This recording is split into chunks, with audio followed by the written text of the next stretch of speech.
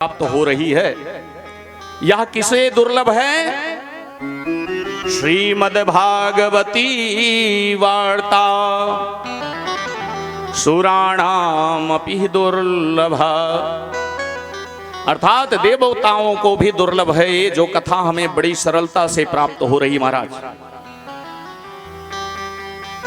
तो समय को वेस्ट ना करते हुए इस कथा को जितना पीना है उतना पीजिए।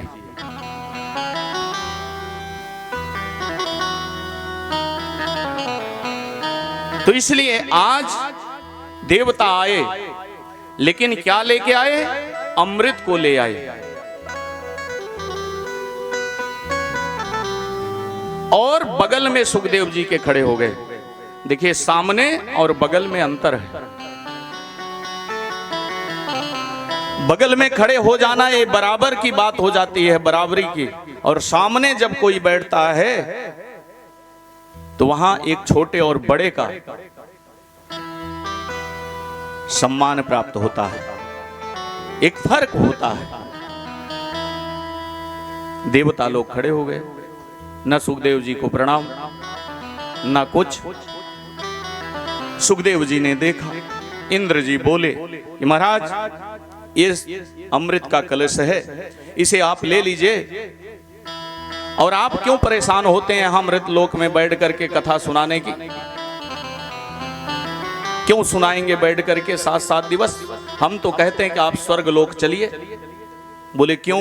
बोले इस अमृत को आप परीक्षित जी को पिला दीजिए और परीक्षित जी इसको पी करके अमर हो जाएंगे, और यह कथा आप हमें दे दीजिए।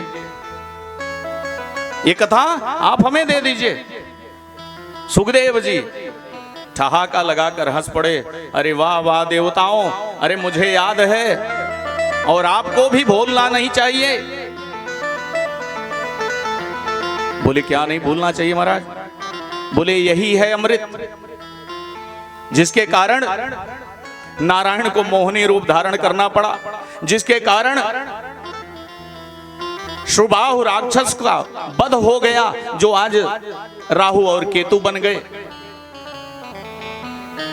और इसी अमृत के कारण नाना प्रकार के देवासुर संग्राम जैसे युद्ध हो गए। और उस समय स्वेच्छा से तो आपने किसी को नहीं दिया महाराज, और आज स्वेच्छा से राजा परीक्षित को देने आए हैं। तो मैं कथा बेचता नहीं हूं, कथा का आदान प्रदान मैं नहीं करता हूं महाराज। ये रुपए की बात नहीं है, अमृत की बात नहीं है। और तुम्हारा अमृत करेगा क्या? तुम्हारा अमृत कर क्या सकता है? बोले अमृत तो प्रदान कर सकता है। बोले ये तो समय निर्धारित है ना जीवन का। समय हमारा निर्धारित है ना कि 10 साल रहना है, 20 साल रहना है, 50 साल रहना है, 100 साल रहना है कि 200 साल रहना है। बोले हाँ, ये तो निर्धारित है, विधि का विधान है, जो आया है वो जाएगा। तो बोले इस अमृत का क्या फल है फिर, जब जो आया है वो जाएगा? बोले अमर हो जाएंगे, अमर हो करके ये सूख जाएंगे, हड्डी बन जाएंगे, और किसी आकाश मंडल में कहीं ग्रह पर लटके फिरेंगे, जिधर से हवा आएगी उधर से ये से ढील करेंगे। ये करेगा ना तुम्हारा अमृत? बोले कथा क्या करेगी? बोले ये कथा तुम्हारा अमृत स्वर्ग से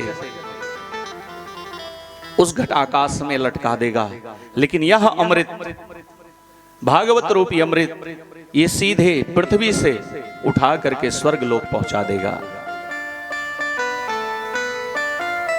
इस तुम्हारे सुधा अमृत में और हमारे भागवत जी में ये अंतर है। इसलिए मैं इसको स्वीकार नहीं कर सकता। क्यों? क्योंकि आपका जैसे जैसे पूर्ण क्षीण होगा, क्षीणे पूर्ण मृत लोक विसंति ही, जैसे जैसे पूर्ण नष्ट होता जाएगा वैसे वैसे यह शरीर नीचे गिरती जाएगी। तुम्हारे सुधा अमृत से यह शरीर नीचे की नीची रह जाएगी, और मेरा यह अमृत भागवत रूपी अमृत सीधे वैकुंठ धाम प्राप्त कराएगा। राधे राधे कहना पड़ेगा।